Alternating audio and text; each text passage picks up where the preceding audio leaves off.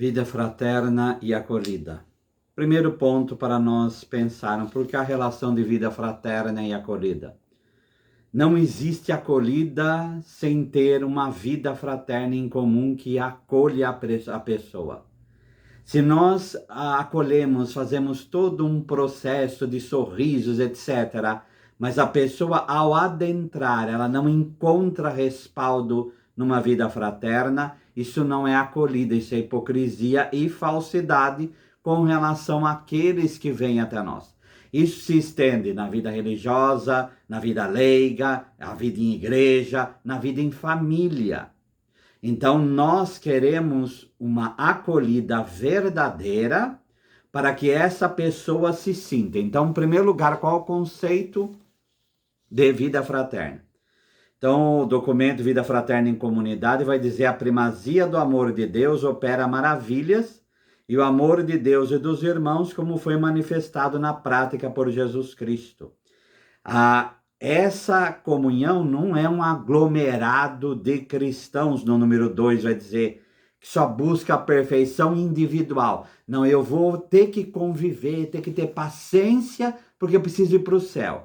Se não há comunhão verdadeira, não há santidade. Não há santidade. Essa história de ver a comunidade é um fardo na minha vida somente, também é peso, mas somente, aí eu tenho realmente problema. Não com a comunidade, mas comigo mesmo. Em sentido profundo, a participação no mistério da igreja como mistério. É a participação no mistério da própria Trindade, como vai dizer no número 9. Criando o ser humano à própria imagem e semelhança, Deus o criou para a comunhão. Então, a comunhão está intrínseca dentro do ser humano. Deus, como revelou amor, trindade e comunhão, chamou o homem a entrar em íntima relação com ele e a comunhão interpessoal, que é a fraternidade universal. Então, há um processo dentro do ser humano desse querer viver em comunidade. Isso não é acidental. Isso daí é que nós somos imagem e semelhança de Deus, portanto, o desejo de comunhão e o crescimento em comunhão está marcado em nós porque somos imagem e semelhança dele. Então, se Deus é comunhão, nós também crescemos a comunhão e participamos da santidade em comunhão.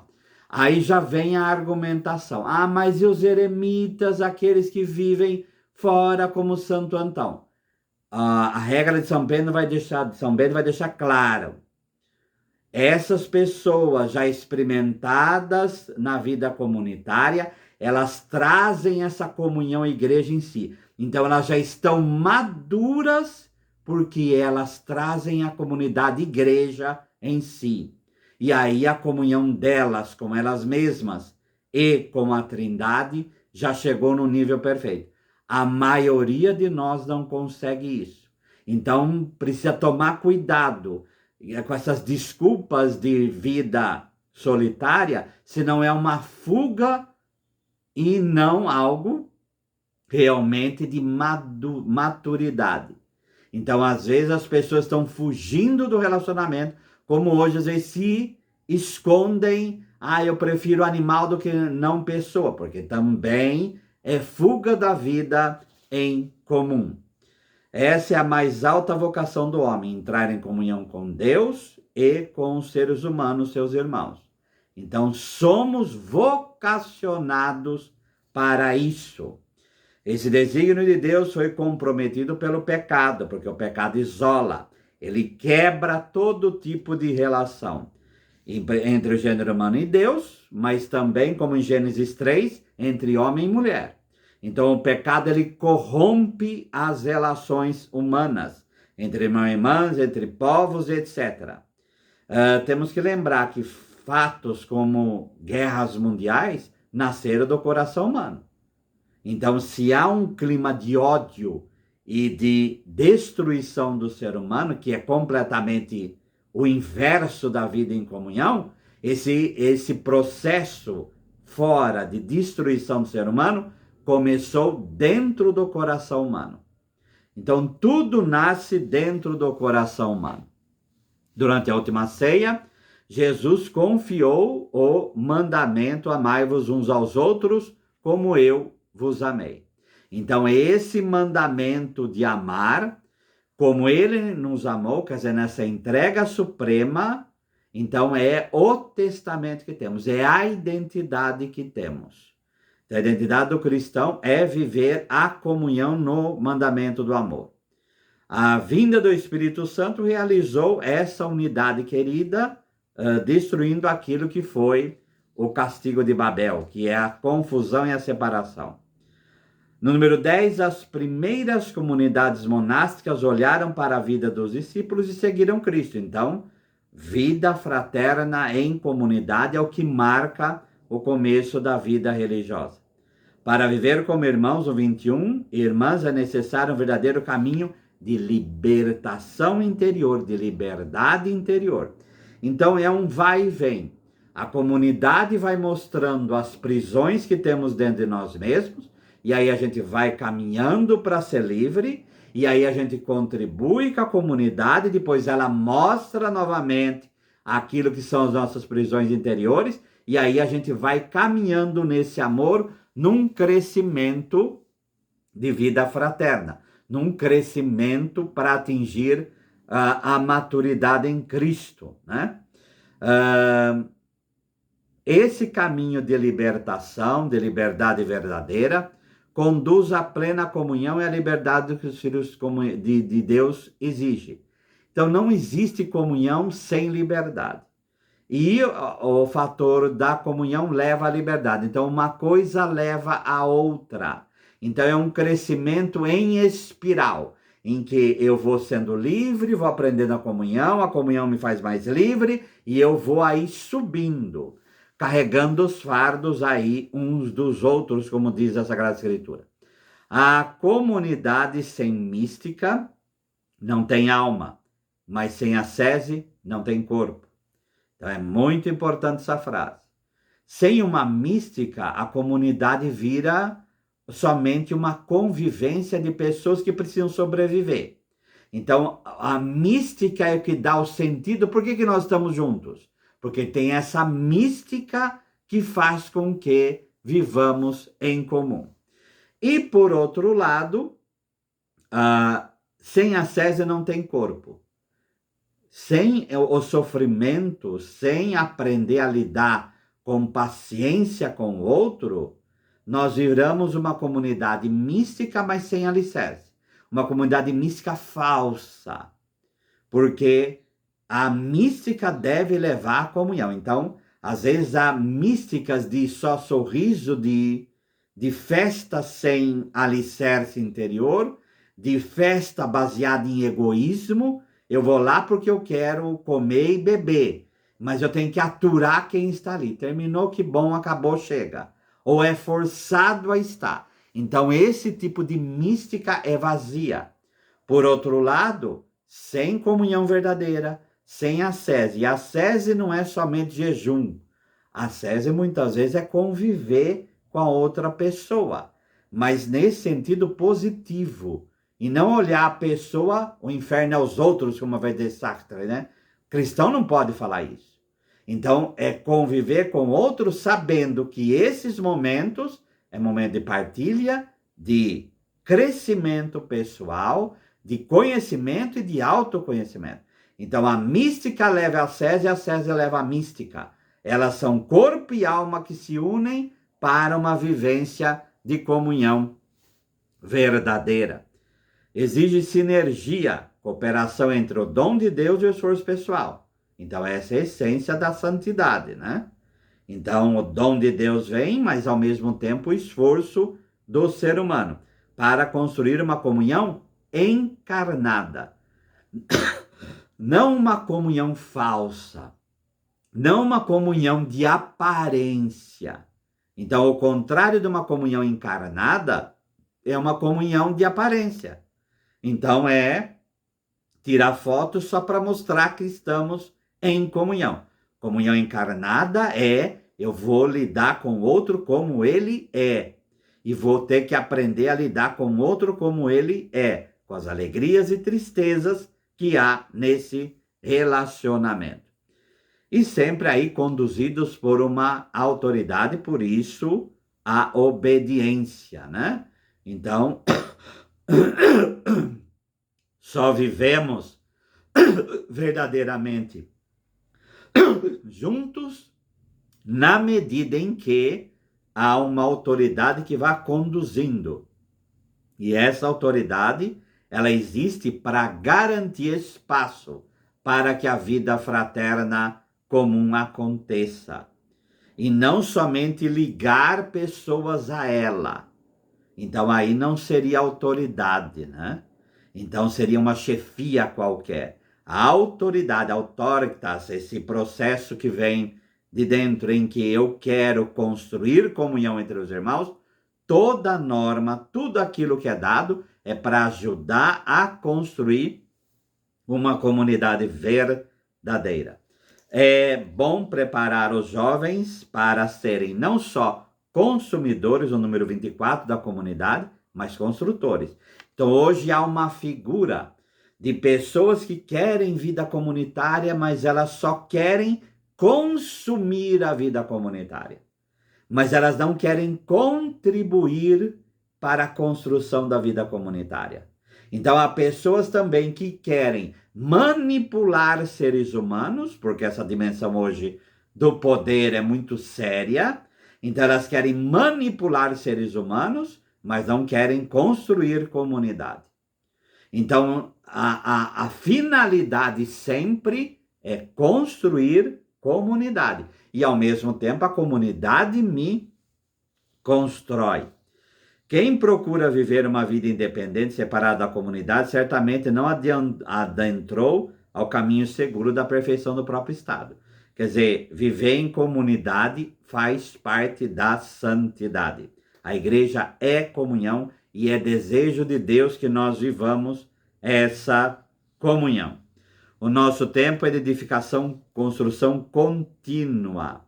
Situação de imperfeição da comunidade não nos deve desencorajar. Para favorecer a comunhão dos espíritos e dos corações daqueles que são chamados a viver juntos uma comunidade, parece oportuno recordar a necessidade de cultivar as qualidades requeridas para relações humanas. Então também não adianta forçar a vida comunitária se a pessoa não quer crescer. E como que a gente sabe que a pessoa está crescendo?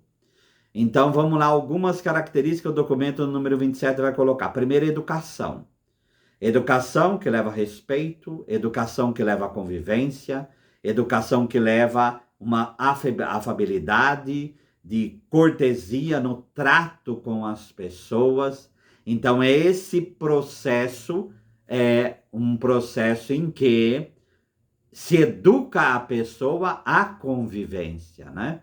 Hoje muitas vezes se exalta uma linguagem violenta, uma comunicação violenta, que quando a comunicação violenta não nem comunicação é, porque a comunicação deve levar à comunhão, um autoritarismo, um processo de radicalização, de extremismo, e não, a vida deve ser marcada não pela força, mas os mansos herdarão a terra, né? Então, tomar posse da bem-aventurança de Mateus 5, né? Os pacíficos, os mansos. Então, Jesus quer que aprendamos a viver. Disso brota a gentileza, né? Então, ser gentil, um processo de bom dia, boa tarde, muito obrigado, coisas da vida, né? Sinceridade. Então, se temos que ser educados, mas também não temos que ser hipócritas, né? Então, há pessoas que sorriem, que são educadas, mas vão articulando, são falsas, vão destruindo a vida comunitária com um sorriso. Então, nós temos que aprender uma sinceridade de ser gentis, mas a verdade. Então, uma coisa não impede a outra.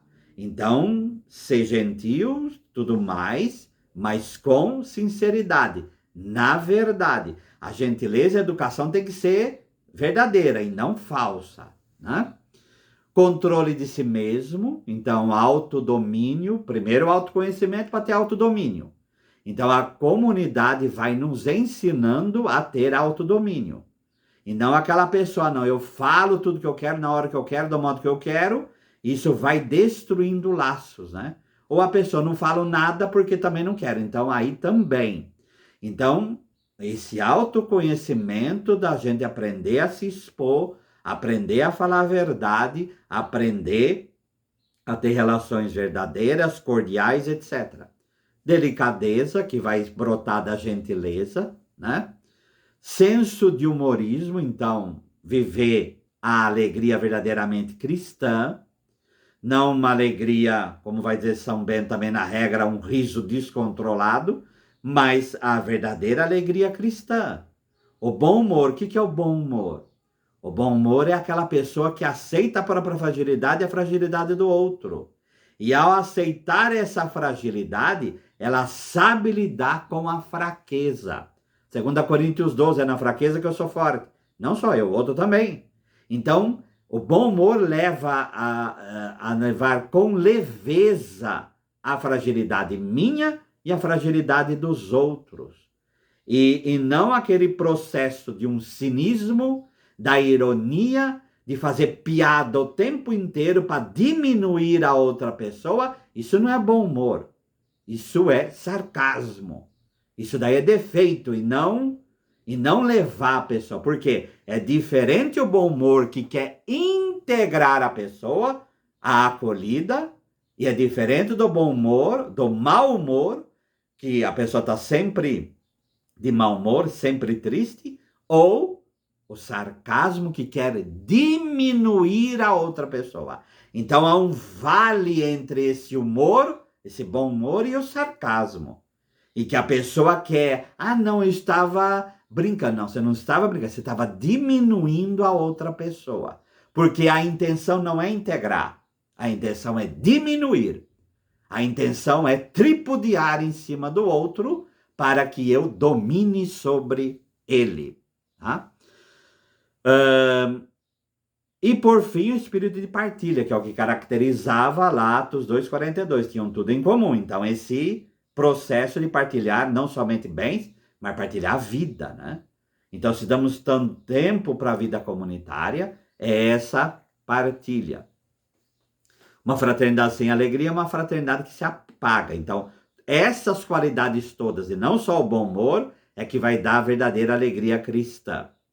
Mas o saber fazer festa juntos, ou conceder momentos de distensão pessoal e comunitária, o tornar a distância de quando em quando do próprio trabalho, o alegrar-se com as alegrias dos irmãos, a atenção solícita às necessidades dos irmãos e irmãs, o empenho confiante no trabalho apostólico e afrontar com misericórdia as situações, o ir ao encontro do amanhã com esperança e, em qualquer caso, o Senhor. Tudo isso alimenta a serenidade, a paz e a alegria e torna a força da ação apostólica.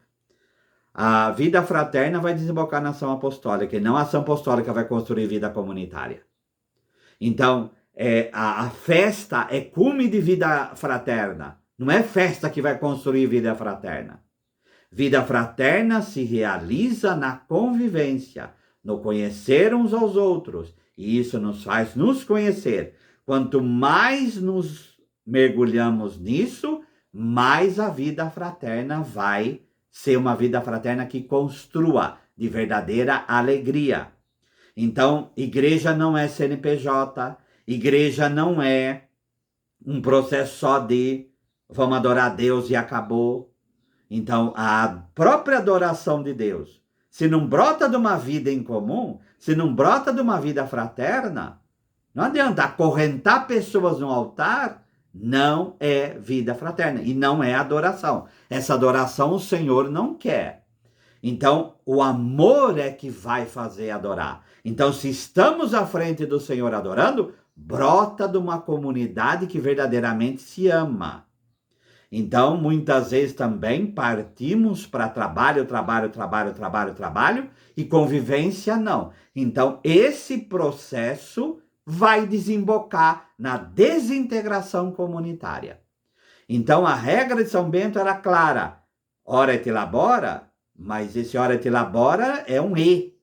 E esse é o quê? Momentos de vida fraterna, momentos de leitura, momentos de oração, momentos de refeição. E isso ia temperando o dia. Então, precisamos aprender a ter momentos variados na nossa vida. Agora, a comunhão é a essência. Então, tirou essa comunhão, pode fazer evangelização o quanto for. Vai desmoronar tudo, porque não brota da comunhão igreja, não brota da comunhão verdadeira da Trindade. Ah, mas eu comungo sozinho. Então, você é eremita, você já é maduro bastante. Então, reflita sobre isso. Para tornar irmãos e irmãs, é necessário conhecer-se. Para se conhecer, aparece como muito importante comunicar-se de forma mais ampla e profunda. Então, a conversa, a partilha, aprender a ouvir as pessoas e aprender a falar é o que vai construindo vida comunitária. Mas não aprender a falar só coisas vazias. Temos que falar sobre a essência daquilo que somos. Então, aí nós vamos construindo. Olha para os santos, quando tinham, como São Bento e Santa Escolástica, como São João da Cruz, Santa Teresa de Jesus. Conversas espirituais. Conversas espirituais é falar de Deus, mas é falar daquilo também que é a essência da nossa vida, que é amar. Então, aí sim nós vamos crescendo. São momentos úteis ainda para escutar os outros, partilhar os próprios pensamentos, rever e avaliar o percurso realizado, pensar e programar juntos, mas sempre com essa intenção de vida comunitária e não transformar em meta de empresa, porque aí nós começamos a deixar de ser igreja. A comunidade religiosa, pelo fato de ser escola amoris, olha a expressão que o documento número 35 vai dizer. Então, escola amoris, a comunidade tem que ser uma escola de amor. Então, São Bento vai dizer que o mosteiro é uma escola do serviço do Senhor. Sem ser uma escola amoris, não vai ser uma escola de serviço do Senhor. Então, tem que ser uma escola de aprender a amar, que ajuda a crescer no amor para com Deus e para com os irmãos. Não é um e o outro, é os dois. Torna-se também lugar de crescimento humano, a atingir a maturidade em Cristo. O caminho é exigente, pois implica renúncia de bens certamente muitos aplicados, como o tempo, por exemplo. Então, vida comunitária, a gente tira o bem que é o tempo para estar junto com os irmãos.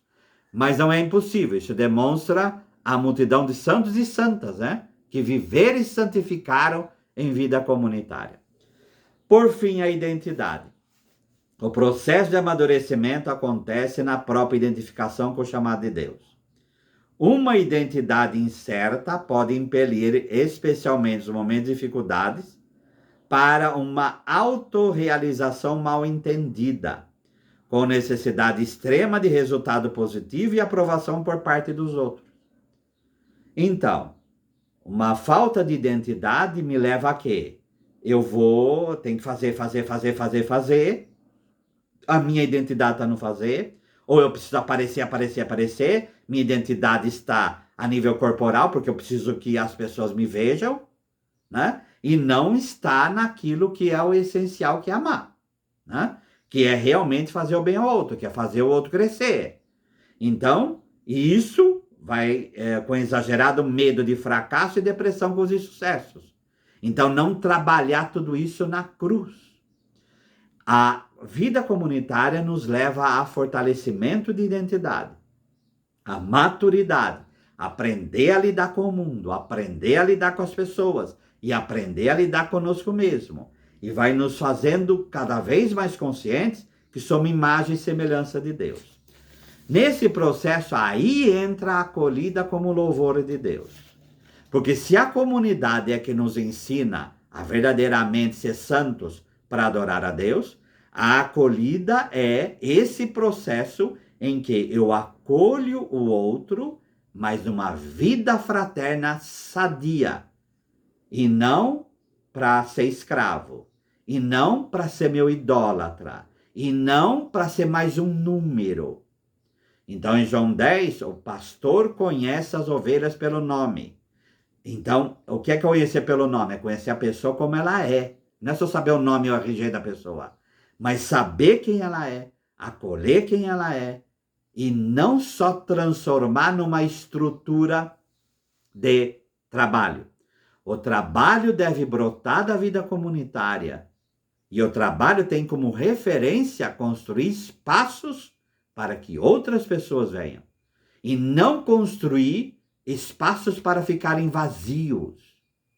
Então, o espaço pelo espaço, ele não tem sentido. O espaço só tem espaço na medida que ele é feito para acolher. Quando no debate sobre controle de natalidade, o Papa São Paulo VI falava: nós devemos aumentar a mesa para que o banquete haja mais lugares para as pessoas, e não diminuir o banquete. Então, o Senhor, como no Evangelho, quer casa cheia. Então, em Mateus 25, 35, C vai dizer: eu era peregrino, ou estrangeiro, outra tradução, forasteiro, e me acolhestes. Então, essa palavra é xenos, que é estrangeiro, que é aquele que é fora. Então, quando a gente se sente deslocado num lugar, como você vai numa festa e não conhece ninguém, é uma das piores sensações da terra. Então, a acolhida é o quê? Fazer a pessoa se sentir integrada no grupo. Mas vamos lembrar do que nós dissemos. Não uma acolhida hipócrita. Não sorrisinho por sorrisinho. Mas acolher a pessoa com tudo aquilo que ela é. Aquilo que ela tem de fragilidade e aquilo que ela tem de bondade. Então, se não acolhemos a pessoa como ela é, a nossa acolhida é falsa. Tá? Em Romanos 14, 1, acolhei aquele que é fraco na fé com bondade, sem discutir as suas opiniões. Aqui é um debate entre comer carne oferecida aos ídolos ou não, que escandalizava, não vamos entrar nisso, mas acolher o fraco, todos somos fracos. Como vai dizer em Renoi, nós somos a comunidade dos fracos. E proslambano é o verbo grego para acolher. E lambano é tomar para si, pros é ir ao encontro. Então eu vou ao encontro para tomar para mim, no sentido de realmente trazer para a comunhão. Então a acolhida é trazer a pessoa à comunhão. E não só sorrisinho para distribuir folheto. Sorrisinho para distribuir folheto também é, mas tem que ser algo dentro de um contexto maior de comunhão. Em Romanos 15, 7, por isso acolhei-vos uns aos outros, como Cristo nos acolheu para a glória de Deus. Cristo nos acolheu, ainda como somos pecadores. Então, em Lucas 15, 1, Jesus acolhia os pecadores e os fariseus do lado, hipócritas reclamando. Por que que ele come com os pecadores? Então, Jesus acolhia as pessoas na sua fragilidade. Nós somos, acolhei-vos uns aos outros. Somos chamados aí, 2 Coríntios 7, 2, também acolhei-vos dentro do vosso coração. Então, não acolher fora, mas acolher dentro. Então, uma acolhida realmente de raiz, e não só exteriormente. Acolhei no Senhor com toda alegria, acolhei-o no Senhor com toda alegria e tratai com grande estima homens assim. Filipenses 2, 29. Então, é essa acolhida. São Bento, na regra, vai dizer, primeiro, ele parte de Mateus, como nós vimos, fui hóspede e me acolheste, e se dispense toda a devida honra, principalmente aos irmãos da fé e aos peregrinos. Logo que um hóspede chega e for anunciado, corre ao encontro superior. E aí é receber como Cristo, por isso se prostrava por terra. É o capítulo 53 da regra. Se fazia oração para que as tentações do mundo não fizesse com que a nossa acolhida instrumentalizasse aquela pessoa que vem.